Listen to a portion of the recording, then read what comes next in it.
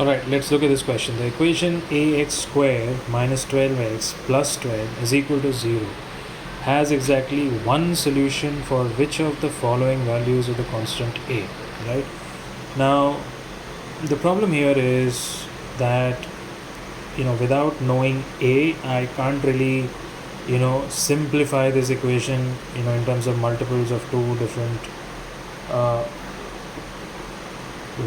two different variables, and that's the reason why the only way to go about solving this is for me to find out the equation has exactly one solution, right, for which of the following constant a, right? So the only way we will have one solution for something is if, for example, let's just take for example x minus 3 squared, right? Or we have x plus 2 squared.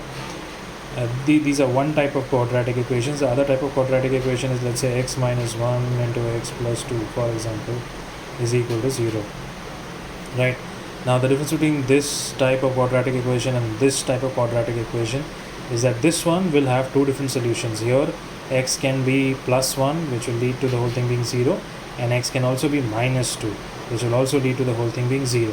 But in these type of equations, we can only have one value of x, exactly one solution, which is here x is 3, and then this will lead to 0. Here x has to be minus 2, which will then lead to 0, right? So essentially, any value of a out of these four, which will lead to a equation like this, will be your answer. Now I'm not going to solve the whole thing for you, because essentially the only way to solve it is to start putting each of the value of the constants here and then try and see if you can end up with a equation like this.